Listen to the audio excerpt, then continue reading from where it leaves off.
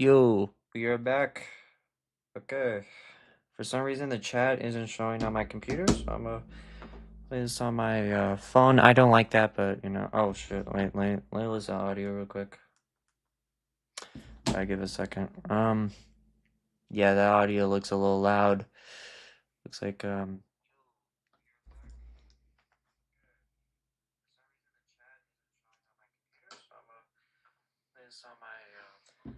Doesn't sound that bad. Okay. Yeah, negative 3.6 dB. dB is decibels. Okay, you know the drill. End of every month, we gotta rank every movie I've seen every month. And in March, I have seen 50 movies, even though 1, 2, 3, 4, 5, 6, 7, 8, 9, 10, 12, 30. Wait, 4, 8, 12, 16, 20, 24, 28, 32, 38 movies are right here. Oh, wait, no, there's a lot more. Okay, my screen was cut off.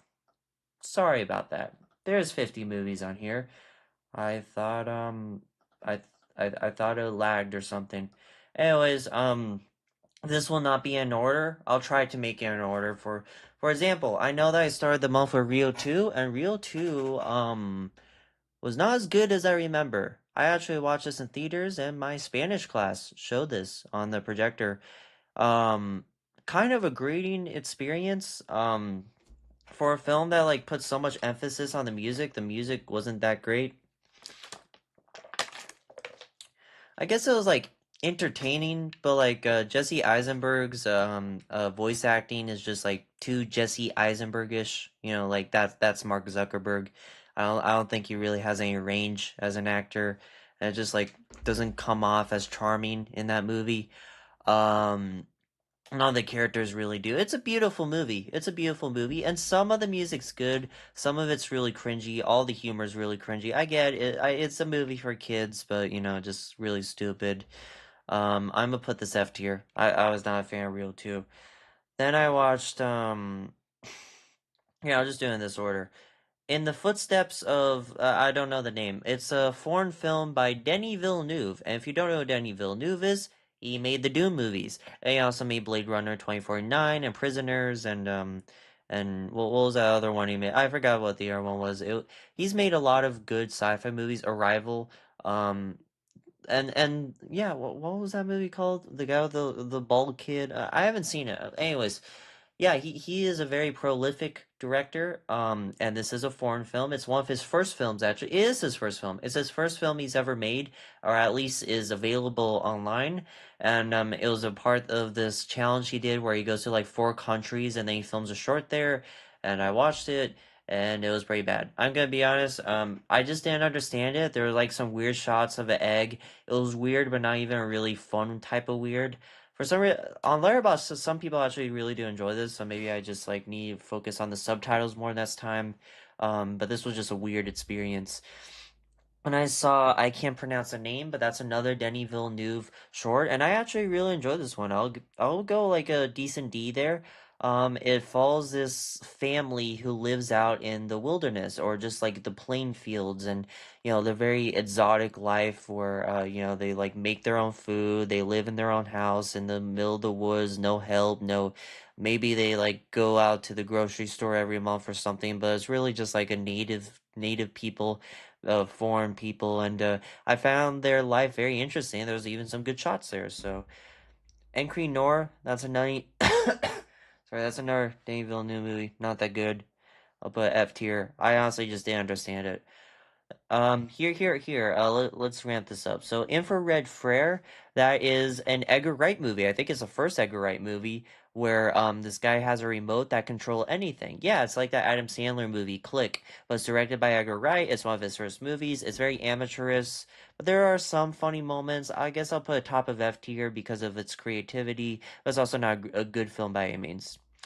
Then I watched Apple Vision Pro by Mr. Frine. If you don't know, Mr. Frine is a really good animation horror YouTuber. Makes like animation horror shorts.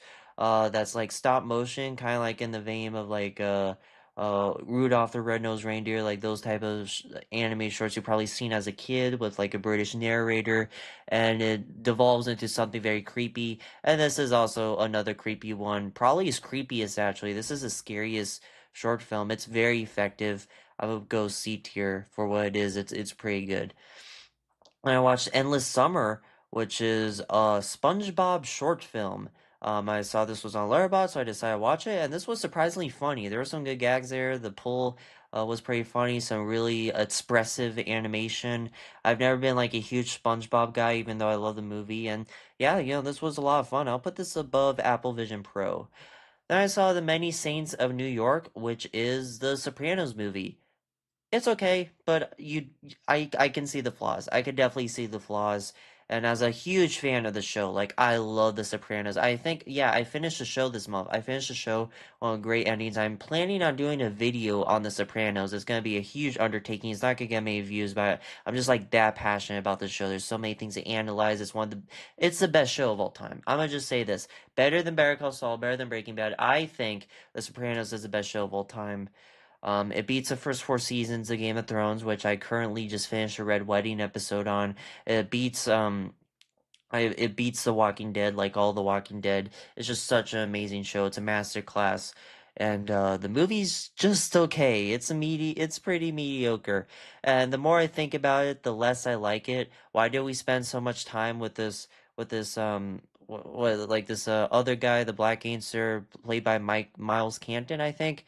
Why do we spend so much time on his character when he doesn't really do much except for like add in one fight scene, one shootout scene, and add some themes of like racial stuff, but it doesn't really like add much to the plot. It doesn't really add much to the film overall. It's just like a very weird detour of the story.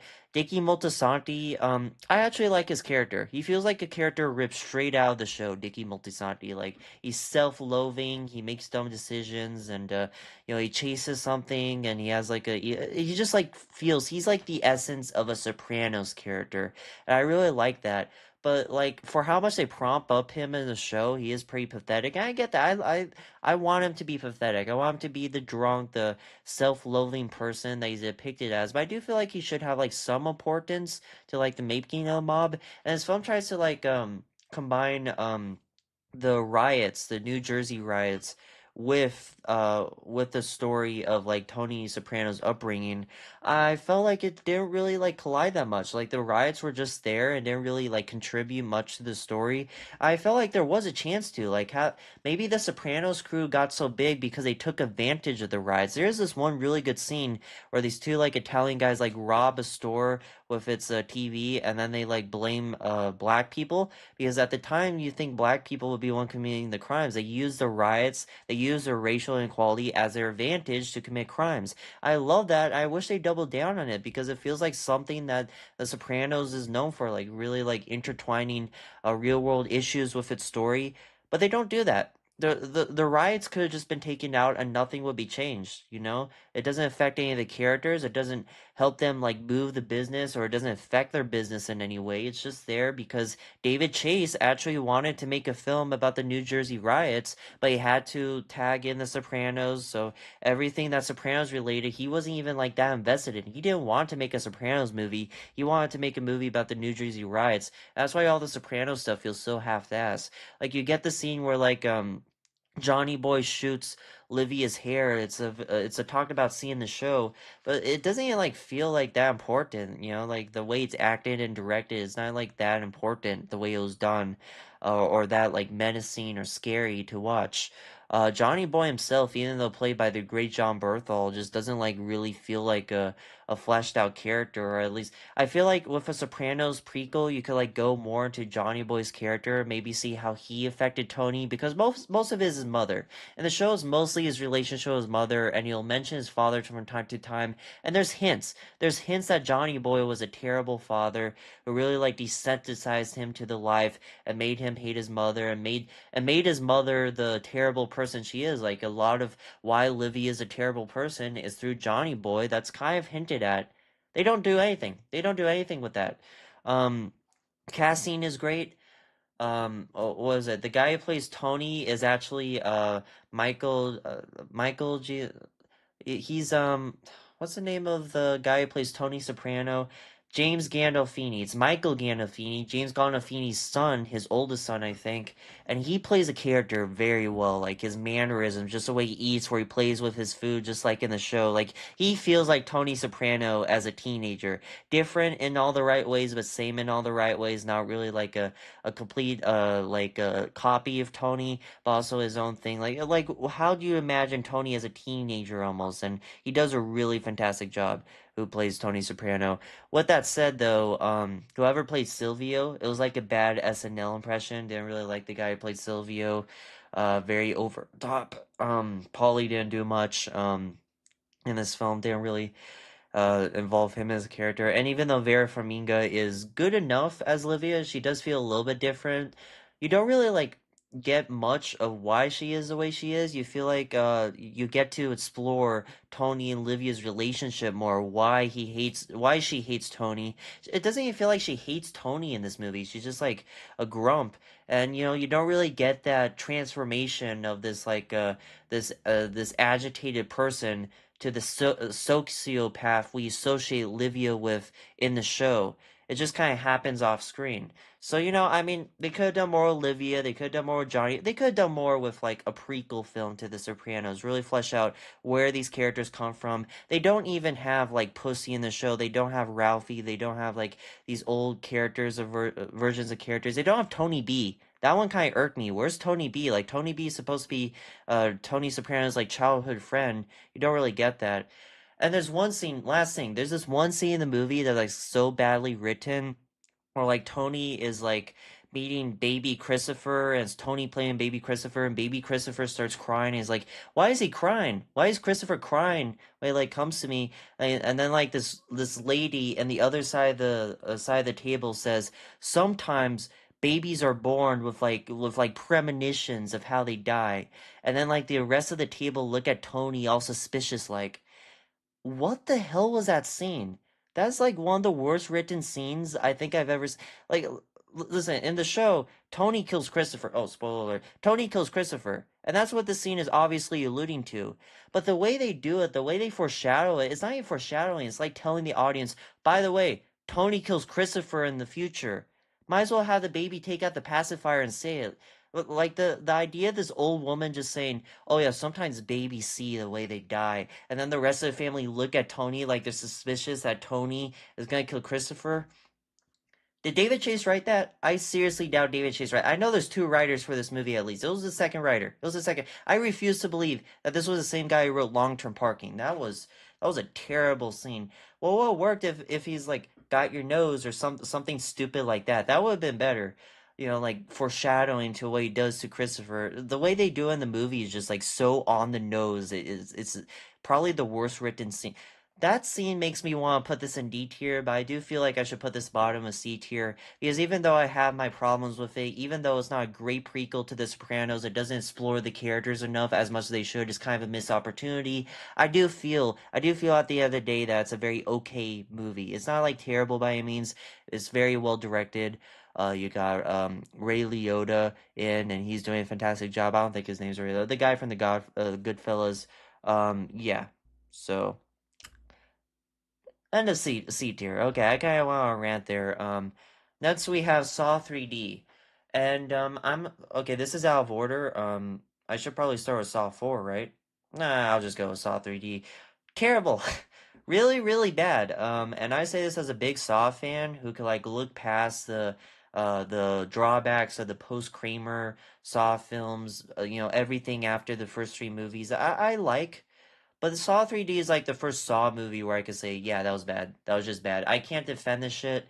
It looks terrible. And by it looks terrible, I mean it's the cheapest looking Saw movie, even though having a higher budget than the previous Saw movies, as like such studio lighting. You could tell every scene is shot in studio. It's so plain. It just like it looks bad. It looks bad. It's a very bad looking movie.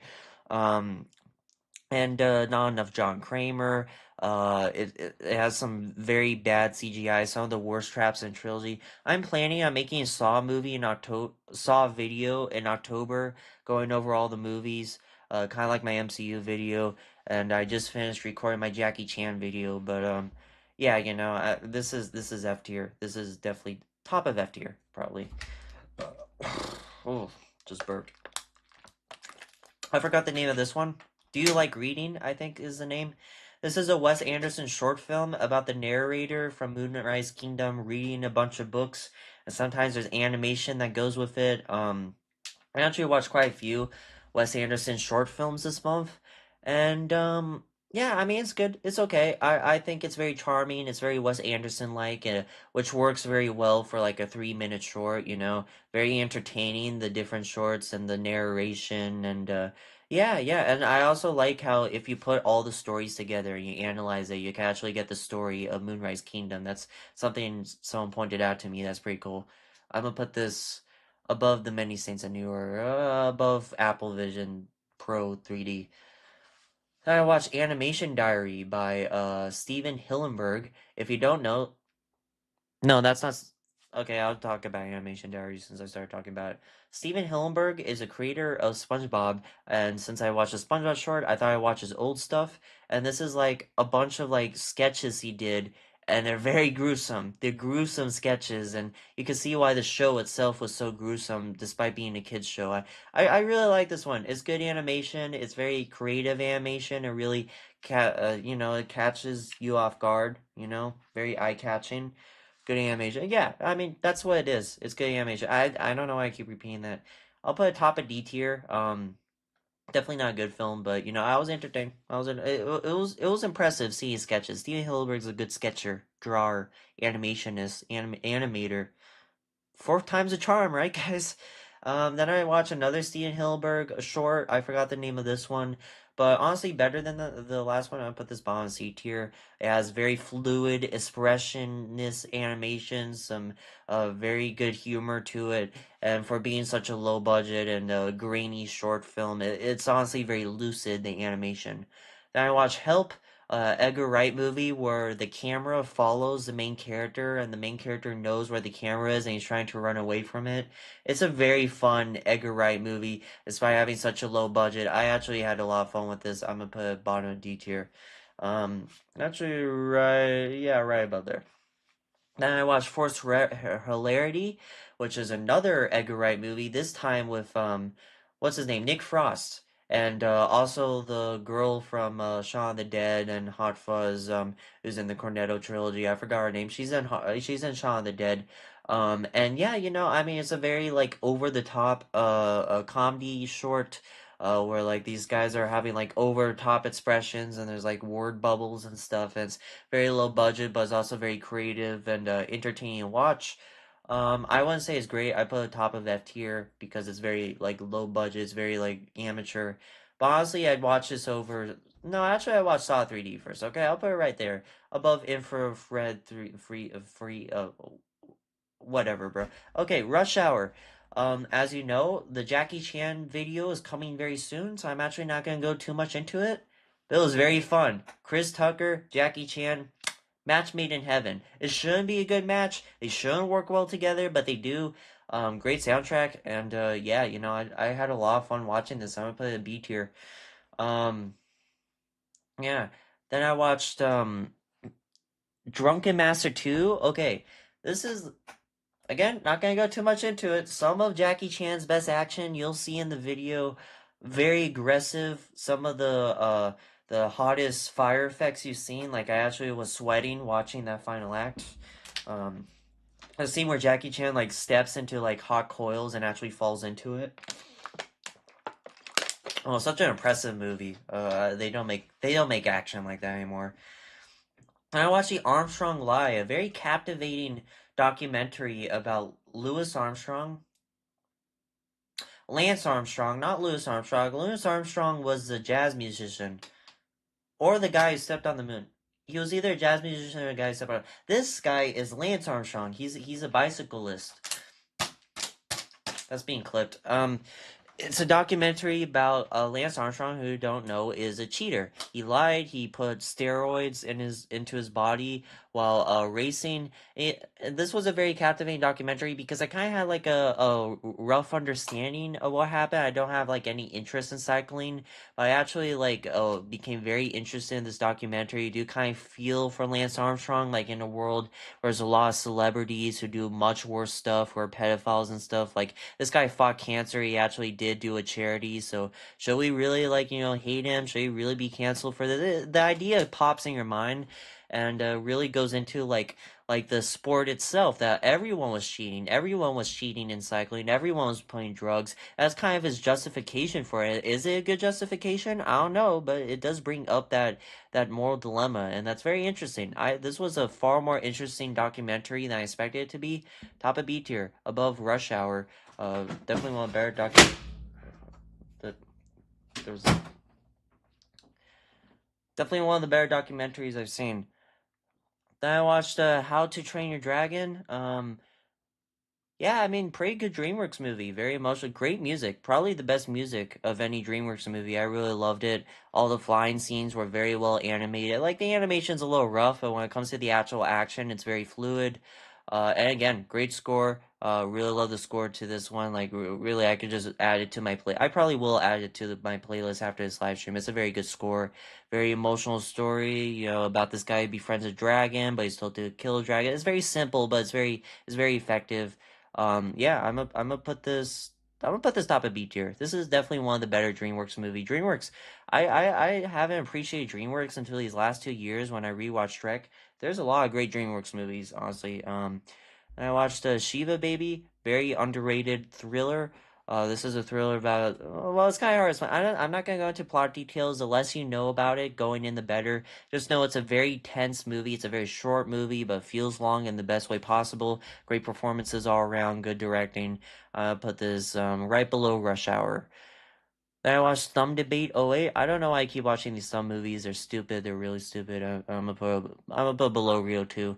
Um, and I watched Caddo Lake, which is this film produced by M. Night Shyamalan, which made sense once I found out because this is a very twist heavy film. There's a lot of plot twists. The plot keeps unraveling. It's like a mystery where the plot keeps unraveling. There's some sci-fi into it. It's a very original movie, and I really enjoyed it. I really enjoyed it. I mean, I didn't love it to be honest. Like it doesn't really give you like much reason to love these characters or be engrossed in these characters. It just has a really good plot, and some things were confusing and wasn't explained that well. And once you like figure out enough, you do become less interested. Which for a movie like this, you should be more interested as it goes along. But I think the most I was interested was in the halfway mark when weird stuff does start happening.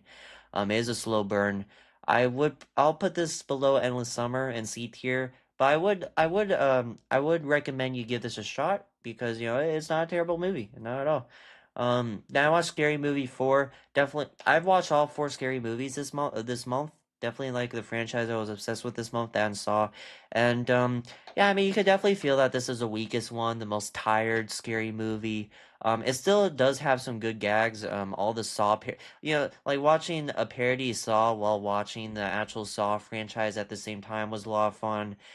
This is the cheapest looking scary movie film, and I'll go into it more when I make my scary movie video once Scary Movie 6 comes out. But I do feel like the cheapness of the look does kind of take away from some of the sincere comedy that first film brought. I'll go into it more later, but yeah, I'll just put this top of D tier. It was fun. It was a fun time, but definitely the weakest, and there were some jokes that were really, really dumb.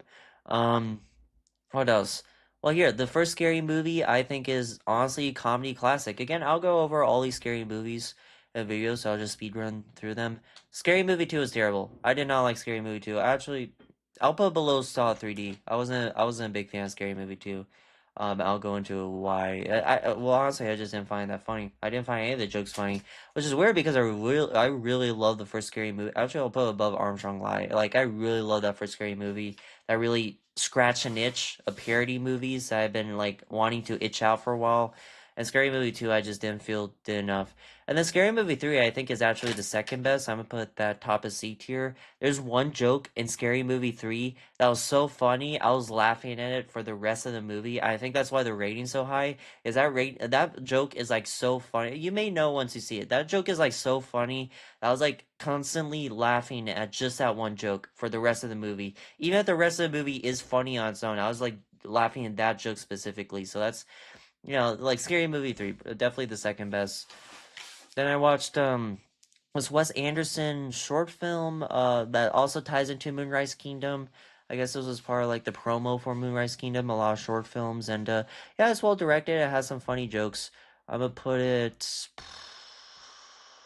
Yeah, I'm gonna put it right below The Many Saints in New York. It's a well directed short film. Wes Anderson did a good job there. And I put my video on Letterboxd, so if you ever want to check that out, my videos on Letterboxd. I rewatch every MCU movie. Rate it if you want. There's a slight suggestion right there. Then I watched Juno. Just okay. It is very stylized. It's a very character-driven drama about this teenager who becomes pregnant. Some good acting too, but I do feel like overall it's just not my favorite. I just don't feel like all the storylines came together at the end. And yeah, Michael Cera's pretty good. He's good at everything I've seen. Um, I'm gonna put this right below the Many Saints in New York. I think kind of mediocre. Wasn't a huge fan of this one, but also I do understand that objectively it's not a bad movie. Tarantula. This is actually the first Christopher Nolan movie. Christopher Nolan's first film. It's a short film he made. I think he wasn't a film school student. He made like in his 20s maybe. It's a very weird film. It does have some horror elements I actually really like. Like it's kind of well directed for an amateur short film, but also is very amateur. He shows up in it. He's an actor. Kind of weird. I'm gonna put below Scary Movie. I'm gonna put below Infrared. Yeah, but above Rio 2. I'd watch that over Rio 2. And I watched Snake. What's this one called? Snake and the Eagles. I'll talk about more in the Jackie Chan video, but I really like this one. I'll put a top at B tier actually. This one was really good. Then I watched Flipped, which is a Rob Reiner movie, which I actually haven't seen before. It's a 90-minute Rob Reiner film about these two teenagers who fall in love. It's very simple, it's very charming, it's very 90s, has a very sitsy soundtrack as a 90s like drama. Takes place in the 40s actually. I don't know. And What is this for? here, one second, I'm gonna mute my mic.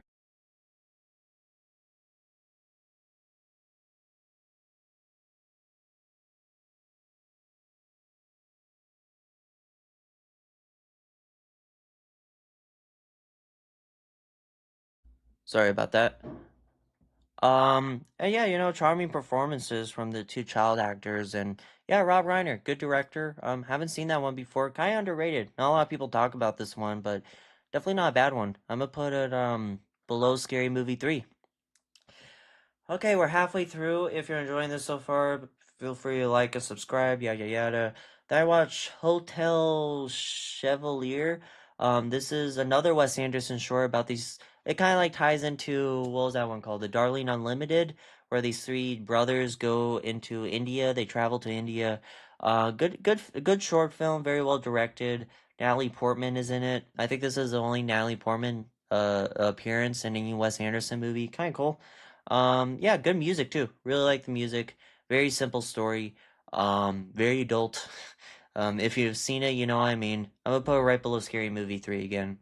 Actually, I'll put above Scary Movie 3. There's some really good directing there. I think Wes Anderson works really well as a short form director. Like, Wes Anderson really grew on me as a filmmaker this year, and last year, watching a lot of his films again.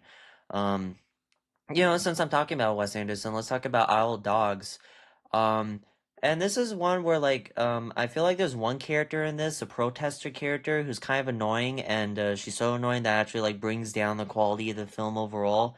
but at the same time, it's still a really good animated film. The animation, beautiful, beautiful animation. Some of the emotional moments work really well. Other times, the emotional moments don't work that as much because it's like so like dry. The sense of humor and the way people talk that kind of takes away from it. I'll put above the Armstrong Lie and below Scary Movie. That seems right.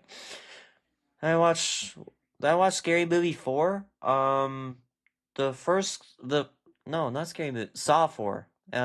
This is the first Saw movie after John Kramer died, and it actually like transitions into the post John Kramer trilogy really well. You get introduced to Hoffman in this one, although I think he was in Saw 3, but he doesn't really show up that much. Um it has some good traps. It definitely has like a very engrossing story about this guy who has to like get these people out of the traps, which kind of like takes a plot template of Saw 3, but it's good. It's an effective template. It has a good twist. I like the twist. I do feel like it's definitely one of the most forgettable Saw movies, at least out of the first sits. Like when I remember Saw, the post John Kramer trilogy, I think is Saw 5, which I'll be talking about next. Um, but yeah, I'm gonna put this above the Many Saints in New York. Actually, no, below I like read. No, above Caddo Lake, below Endless. Yeah, that seems right. That seems right. Above Caddo Lake, below Endless Summer. That seems right. Okay, then I watched Saw 5, which is oh my God, this is the one where Hoffman goes against that other detective character. If you've seen the Saw films, I do feel like this one kind of blends into Saw 4 and sits a little bit for me. And Saw this is probably the only time I've ever given this criticism to like any movie, but like the two main characters look too similar. Like Hoffman and Strom, like the two main characters, they look like twins. And it's not intentional at all. Like these people aren't brothers. The actors aren't. They have the same haircut. They have the same jawline. They look the same. Bless you. They look the same. They look like the same characters. I have never seen that with like any movie before, where like two actors who like are not related are both the main characters, and they look so similar. It makes the movie more confusing to watch. And that really brings down the rating a lot because I couldn't tell like who I was watching in each scene if it was Hoffman or Strom. Yeah, it makes for a very confusing film, and the plot is already very convoluted. This is the part where the Saw franchise really turns into a melodrama, and you got that conflict between Hoffman and Strom, and you have like all these twists and turns, and Amanda's back, and there's like so much stuff happening, and you have like the two characters looking the same. At the same time, it is a very fun movie. Honestly, I'll put it like top of D tier because objectively it's not great. It's very confusing, but honestly, I don't know. Saw films are like very, very entertaining. More entertaining than I expected them to be. So yeah. And then Saw 6, which I stand by saying this is the best Saw movie of the post Kramer trilogy and the three films that come after it. Like it has the best traps. It actually like has something to say about the American healthcare system, which you wouldn't expect from a Saw movie to have like commentary like that, but actually it did that commentary in 2007. This came out 2007, so they really like hit the ball rolling once that whole conversation started about the American healthcare system. That's kind of funny to me. That like out of any franchise, a Saw franchise will be the first one to jump into that. I'm gonna put this top of C tier. Definitely like has one of the best endings since the third film. Um, Hoffman's as best as a character. I honestly think he's the second best character of the franchise after John Kramer. Um, and yeah, I'm gonna make a Saw video around Halloween time, so I'm not gonna get too much into it. But yeah, there's a lot of things that make this the best Saw sequel. Oh, that plot twist at the end was really great. Wasn't expecting that. All right, let's take a break from Saw for a second. Don't. This is a mock trailer made by Edgar Wright, which is basically like a horror movie. It was made for Grindhouse. So not much to say about this one. It's okay. It's okay. Put it. I'm gonna put it above Help. Actually, below Help because Help was very creative. Now that I think about it. All right.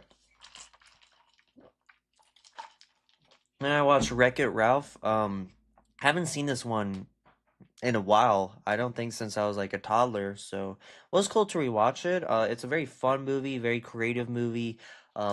Cool premise and such. I wouldn't say it's like amazing by any means. Like a lot of people really love this one. I wouldn't go that far. I do think Wreck-It Ralph is it's a fun movie. I'll put below Sauce. It's yeah. Then I watched The Big Shave. This is should I? Hmm. No, no, okay, no, that actually is a perfect place for it. Okay. The Big Shave. Okay, going back to it. This is a Martin Scorsese short film. It's actually Martin Scorsese's only horror short. I don't think Martin Scorsese's made another horror movie, but yeah, this is like a guy, a film about a guy. It has great music, by the way.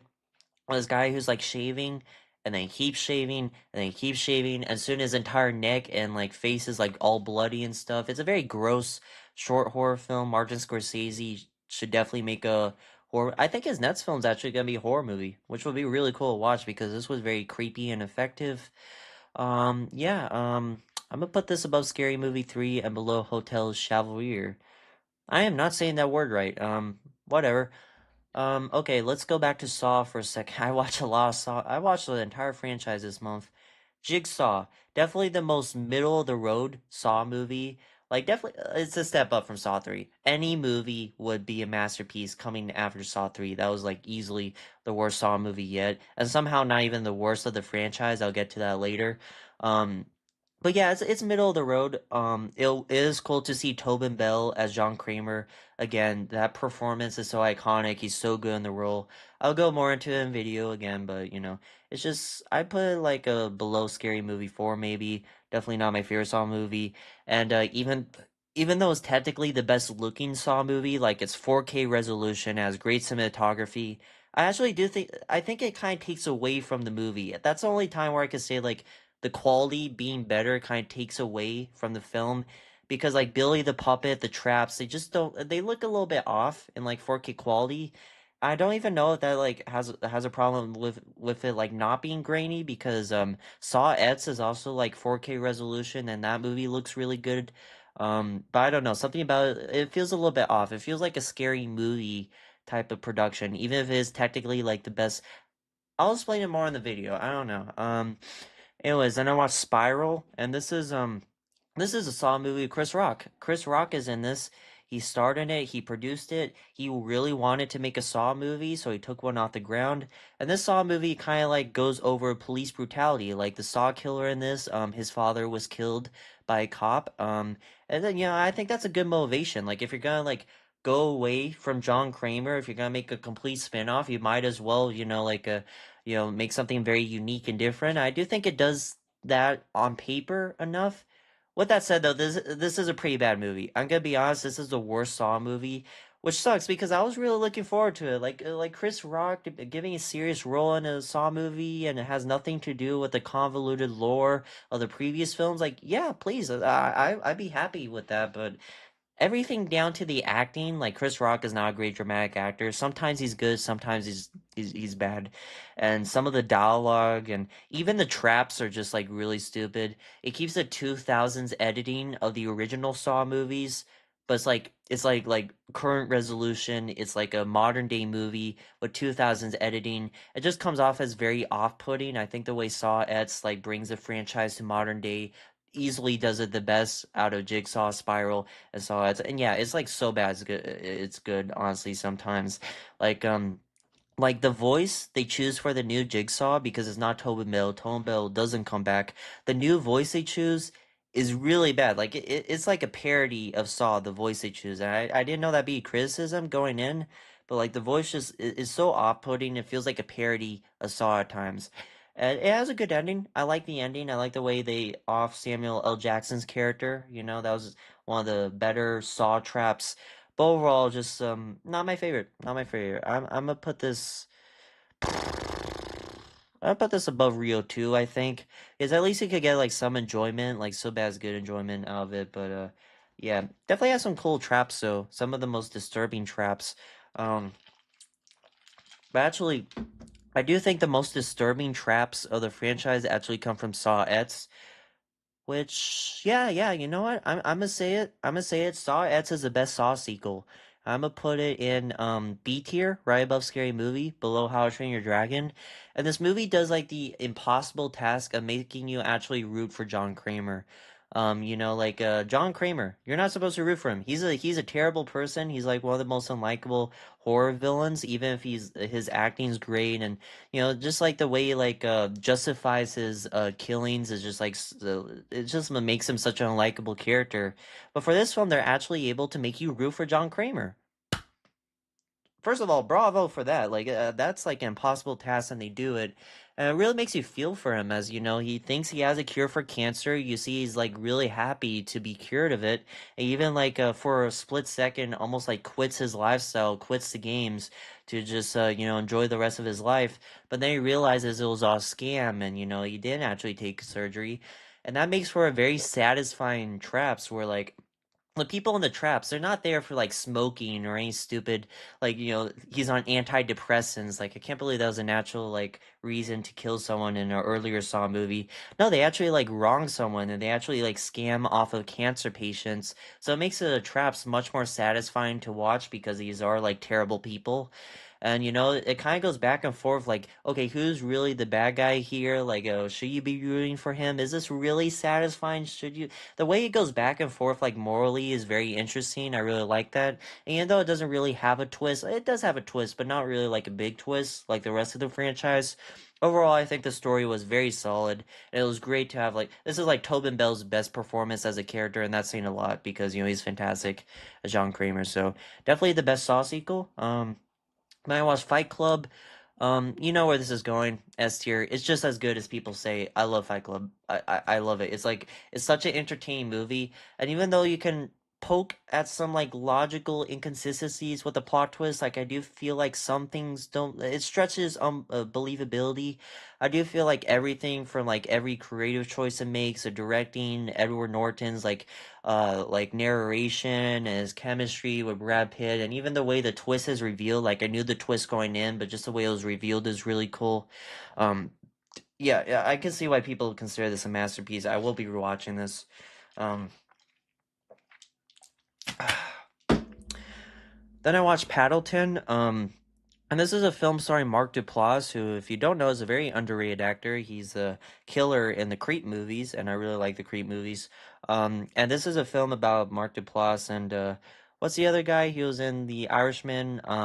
I forgot his name, but these two guys, these two leads, and one of them has cancer. Mark Duplass's character has cancer, and they're like best friends. They don't really have anybody else, and they kind of like try to enjoy their last days as Mark Duplass is dying of cancer, and then he chooses to off himself and ask for his friend's help. It's just as heartbreaking and almost sometimes funny, but heartbreaking most of the times, as you'd expect. Definitely a very emotional film that doesn't pull any punches. Like they really do. The ending, like, really like shows you like the consequences of cancer, and yeah, real tearjerker kind of. Almost made me cry.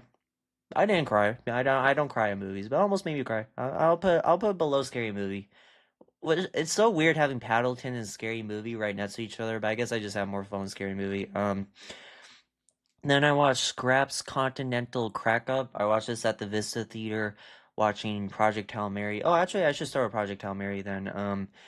Great film, great film. Project Hail Mary, I do feel it's a little bit exhausting because sometimes the editing is so fast and the pace. I like the pacing because it's a 2.5 hour movie and keeps you entertained from beginning to end, while also making you care about these characters and having some emotional moments. But at the same time, I do feel the pacing is kind of exhausting. Like watching this twice, both times, I was a little bit exhausted watching it because like so much stuff is happening. There's so much so much scenes of like Ryan Gosling like having so much charisma and so many quippy lines. It's a little bit exhausting, but at the same time, very entertaining. Beautiful movie, just beautiful movie. The VHS, the directing, the cinematography. This movie, probably the best looking movie I've seen in a while. And great soundtrack and such. Yeah, I love this one. I really did. Um, and Ryan Gosling really cements himself as like a great leading man with this movie. Like I'm gonna pay more attention to him as an actor because it's just revealed. Yeah, this guy does. Like if Drive didn't convince you, a Drive where he says nothing, he doesn't talk to anyone, it's just his facial expressions. Then this movie where he has chemistry with a rock should like show you how good of an actor Ryan Gosling is. Here, Scrat's Continental Crack Up. This is what do you call it, an Ice Age short where Scrat like tries to take the acorn and then it causes like the continents to split up. It's okay, it's fun. I'm gonna put it below Juno, I think. That seems fair. Whew. Almost done. Four more movies, four more movies. Calm down. Here, last Wes Anderson short, so let's go over this. This is what do you call it? I don't know what I was about to say. This is a Wes Anderson short about a guy who dies in a car crash, and then he meets his ancestors, and then dies, like goes to heaven. That's basically it. But it's a very well directed movie. Has some great music in it. Wes Anderson, really good shorts. I don't know how many times I have to say that. I'm gonna put it below. I'm gonna put it below Scary. I'm gonna put it below Flipped, above Endless Summer. That seems fair. Um, okay, let's talk about Sinners because I want to talk about Sinners. Sinners is amazing. Honestly, Sinner. Listen. Amidst the Marty Supreme and Once Upon a Time, no, sorry, Once Upon a Time, Marty Supreme and One Battle After Another and Frankenstein hype and Battle Award season. I just like love those movies so much. I kind of forgot about Sinners. Like I kind of just discarded it. Like yeah, it's great, it's a good movie, but I do feel like yeah, it is a little bit like a Marvel movie. I did understand the criticisms, but then I rewatched it. Sinners is the best looking movie of the year. I'm gonna just say that. Like Train Dreams, close second. One Battle After Another, close third. And I still like One Battle After Another more. I still like Marty Supreme more. But Sinners, I just forgot how good this movie is from an acting standpoint, from a directing standpoint, especially the directing and the cinematography and the sound and the music. Technically, technically, this movie's amazing. It's an amazing movie, just technically, um, and definitely deserved a lot of the nominations it got. I still would want Timothée Chalamet for Best Actor or Ethan Hawke, but Michael B. Jordan, he gives a great performance here. And yeah, just like great action, really captures your attention. The entire final act with the vampires Jack O'Connell as the main vampire Remick. He's very charismatic. I'm very glad I rewatched this. I almost forgot how good this movie is. I'm gonna put it above Fight Club. I need to rewatch Fight Club. To be fair, I watched Sinner 3 times. Two of the times I watched Sinners was in IMAX. Fight Club I watched once in my backyard on my projector. So just keep that in mind once I put Sinners over Fight Club. But that's just how I'm feeling right now. Um, Here, then I watched Clean Spirit, which is another bicycling movie about like Lance Armstrong, but this time it's about a team who plays good. Okay, let me explain. So this was like for theology class, and the reason we watched the Armstrong lie is because it's about like this guy who lies, who cuts corners, and how that causes him to lose everything at the end. Whereas Clean Spirit is about these guys who like face hardships, they're really struggling, but they don't take steroids, they don't cheat, they play it fair. They make it a point to play fair. They sometimes are tempted, but throughout the documentary, they want to play fair. They want to be team players, and they play it right. And it works out for them at the end. And that was the point of watching those two movies in theology class to like see the contrast between cheating, taking corners, and actually doing it right. And while you don't win at the end, you actually do like come out the winners either way. I found that very interesting. But for the movie itself, definitely goes into the sport a lot more than the Armstrong lie. As someone who doesn't know a lot about cycling, it is a very interesting sport. Like watching it, although it's kind of funny, like seeing all those guys like just standing on the track just to see them like speed by them. That's I guess like racing is kind of the same thing, but or a marathon, but whatever. Yeah, it kind of goes more into the sport and it is very interesting. So I'm gonna put it I would put it right below Scrat's thing. Definitely like not the best one. I was a little bored parts of it, but overall was a interesting time just seeing how this sport plays out and stuff. And then I watched Project Hail Mary again. Nothing really changed for me, except that I definitely understood the first act a lot more. So I do think I enjoyed it just marginally better. But yeah, still a great film. I wouldn't say it's a masterpiece like other people say, but again, just a beautiful looking movie, very emotional movie. And yeah, that's my tier list. Tell me in the comments, everything you watched in March, how you would rank it. I get a full face cream going. Nope, nope. Okay, no, I'll keep it like that. And yeah, tell me in the comments your feelings on that. And thanks for watching. If you've enjoyed this live stream, if you stuck by.